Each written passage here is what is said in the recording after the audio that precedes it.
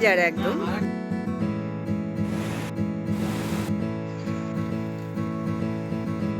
আমাদের ভ্রমণের দ্বিতীয় গন্তব্যস্থল তাবাকুশি, উত্তরবঙ্গের মিরিক মহকুমার অন্তর্গত একটি অত্যন্ত সুন্দর, শান্ত, অব্বিট পাহাড়ি গ্রাম। ভিড়ভাট্টা থেকে দূরে যারা প্রকৃতির কোলে দুটো দিন প্রশান্তিতে কাটাতে চান, তাদের জন্য এটি একটি স্বর্গরাজ্য। তাবাকুশি মূলত রংভং নদী উপত্যকার কোল ঘেঁষে গড়ে উঠেছে। এটি সমুদ্রপৃষ্ঠ থেকে প্রায় ৩,৫০০ ফুট উচ্চতায় অবস্থিত। চারিদিকে সবুজ চা বাগান, কমলালেবুর বাগান, পাহাড়ি নদী এবং এলাচ চাষের ক্ষেত দিয়ে ঘেরা এই গ্রামটি গ্রামীণ পর্যটনের এক চমৎকার উদাহরণ। গ্রামের পাশ দিয়েই বয়ে চলেছে এই পাহাড়ি নদী। নদীর তীরে বসে পাথরের ওপর জলের কলতান শোনা বা হালকা পায়ে জল ছোঁয়া এক অদ্ভুত প্রশান্তি দেয়। তাবাকুশির বিখ্যাত সব চা বাগান যেমন গোপালধারা, সুবেল এবং থুরব চা বাগানের ঠিক নিচেই অবস্থিত। দিগন্ত বিস্তৃত সবুজ চা বাগানের বুক চিরে হেঁটে বেড়ানো এখানকার অন্যতম সেরা অভিজ্ঞতা। নদীর ঠিক পাশেই একটি সুন্দর পার্ক তৈরি হয়েছে, যেখানে স্থানীয় একটি বিষ্ণু মন্দির রয়েছে।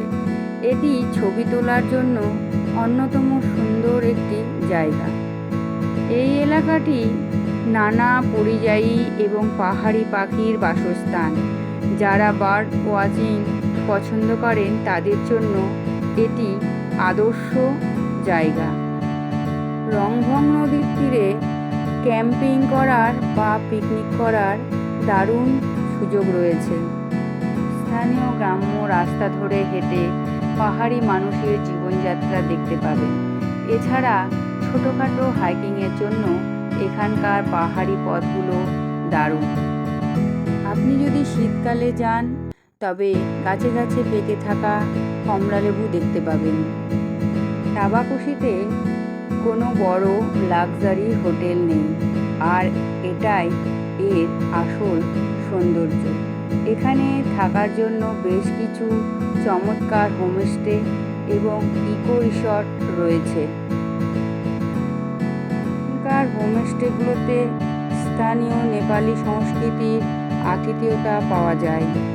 একদম ঘরের তৈরি গরম গরম স্থানীয় খাবার, অর্গানিক শাকসবজি, লোকাল মুরগির মাংস পরিবেশন করা হয়। তাবাকুশি বছরের যে কোনো সময়ই যাওয়া যায়, তবে এক এক ঋতুতে এর রূপ এক এক রকম। অক্টোবর থেকে মার্চ আবহাওয়া খুব মনোরম থাকে এবং আকাশ পরিষ্কার পাওয়া যায়। শীতকালে শুরুতে কমলালেবুর বাগানগুলো দেখতে দারুণ লাগে। মার্চ থেকে মে এই সময় পাহাড়ি ফুল এবং চারপাশের সবুজ রূপ দেখার মতো হয়।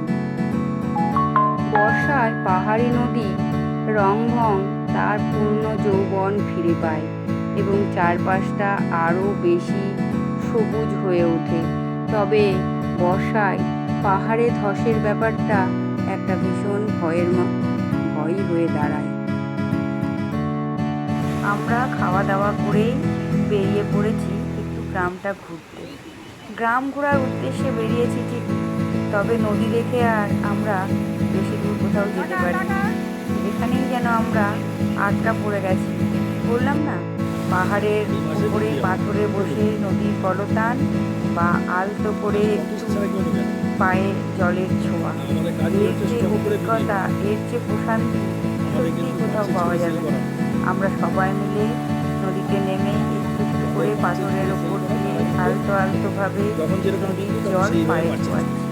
সত্যি বিশাল প্রশান্তি আর মন ভরা আনন্দ। আমরা ট্রেনটা ঘুরে বেড়াচ্ছি। আমাদের তাবাকুশিতে আস্তে আস্তে অনেকটাই বেলা হয়ে গেছে।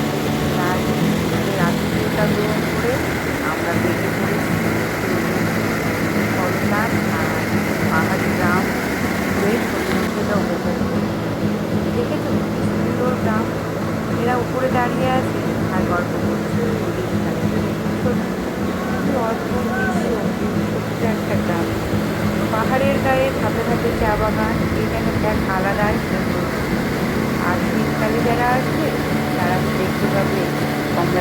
বাগানে থেকে আছে কমলা লেবু। কি অদ্ভুত দৃশ্য, তাই না?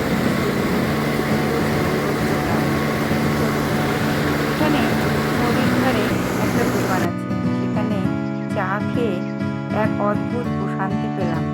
সত্যি কি আলাদাই না আনন্দ। আর এই যে আমাদের দাদা ভাই বসে আছে ব্যালকনিতে, ব্যালকনির থেকে গোটা গ্রামটা দেখা যাচ্ছে বিষ্ণু মন্দির, পার্ক, নদী, আর দেখা যাচ্ছে ধাপে ধাপে থাকা চা বাগান। সত্যি এখানে এসে যেন যত ক্লান্তি ছিল শরীরে সব মুছে ঘুরিয়ে গেল নদীর জলে আর পাহাড়ের এই প্রশান্তিতে। সেই দুই দাদাকে দেখালাম, সেই দুই দাদা হচ্ছে আমাদের গাড়ির ড্রাইভার। সেই দুই দাদাই আমাদেরকে নিয়ে এসেছে। তবে পাহাড়ি পথ তো, চড়াই উতরাই কথাই আছে, খুব খাড়া রাস্তা, নামতে হয়েছে অনেকটা। সন্ধেও হয়ে গেছে, আমরা চলে এসেছি চায়ের আড্ডায়। এই যে আমাদের হোমস্টের ওনার, উনি চা করে দিচ্ছেন। তবে এখানে একটা বিশেষ, আমাকে বলবে তোমার দুটো ছেলে না, থাকার জায়গায় ডাইনিং টেবিল আছে ঠিক, তবে সেখানে আর খাওয়া দাওয়া হয় না। ওনারা খাওয়া দাওয়ার জন্য একটা ঘর করেছে আর চা খাওয়ার জন্য আবার আলাদা আর একটা ব্যবস্থা করেছে। সত্যি সুন্দর। সেই দিনটা কাটিয়ে চা খেয়ে ঘরে গিয়ে রাতের খাবার খেয়ে ঘুমিয়ে পড়েছিলাম। সেই দিনের আর কোনো ভিডিও নেই। পরের দিন সকাল, বেশ ঠান্ডা ওয়েদার, হালকা হালকা বৃষ্টি, বেশ সুন্দর দারুণ ওয়েদার। সকালবেলা বেরিয়ে পড়েছি আমি আর আমার কর্তামশাই। বাকি সবাই ঘুমোচ্ছে, তাদেরকে আর ডিস্টার্ব না করে আমরা নিজেরাই বেরিয়ে পড়লাম। পাহাড়ি পথ ধরে এগিয়ে চলেছি, দেখছি ঘুরে ঘুরে কত দূর যাওয়া যায়। এগিয়েই চলেছি, তবে আমাদের ড্রাইভার দাদাও কিছুটা আমাদের সাথে এসেছিল। তারপরে সে চলে গেল, বললো আপনারা একটু হাঁটুন, আমি একটু হোমস্টেতে যাই। আমরা বললাম ঠিক আছে। উনি চলে গেছেন আর আমরা একটু ঘুরে ফিরে নদীর ধার দিয়ে বেশ দেখে নিচ্ছি। ভালো, বেশ সুন্দর, মনোরম এবং শান্তির জায়গা। বললাম না, যারা ভিড়ভাট্টা থেকে একটু দূরে থাকতে চান তারা এখানে এসে দুটো দিন খুব প্রশান্তিতে কাটিয়ে যেতে পারে। অনেক মনের গ্লানি আর মানে দুঃখ দূর হয়ে যাবে এইখানে এসে থাকলে। মানুষের কি বলবো, নিজেদের সংসারে থাকতে থাকতে সারা বছরের শেষে একটা ট্যুর রাখলে ভীষণ ভালো হয়। এবারে গোটা গ্রামটা ঘুরে এসে বললাম চলো একটু নদীর ধারে যাই। নদীটা দেখলেই যেন মন ভরে যাচ্ছে। সকালবেলা একদম বেশ জলের কলতানটা জড়িয়ে, দিনের বেলা হলে যা জল ঘোলা হয়ে যায়, কিন্তু এখন জল এতটাই সুন্দর, এতটাই পরিষ্কার। পাহাড়ি নদী, বেশ মন ভরে যাচ্ছে। তবে ভাবছিলাম একটু নামি, সকাল সকাল তো, ওই জন্য আর নামলাম। ঝিরঝির করে বৃষ্টিও পড়ছে, বেশ ভালো লাগছিল বলতে থাকতে।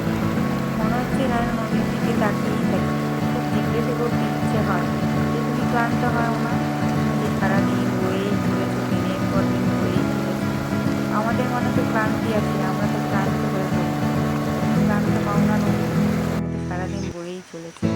সেদিনের ঘোরাফেরা সব কিছু কমপ্লিট হয়ে আমরা ঘরে ফিরে এসে আমরা রেডি হয়ে গেছি। আজ আমরা চাপাকুচি থেকে বেরিয়ে পড়ব। আমরা এখন একদম রেডি। আজ আমি শাড়ি পরেছি।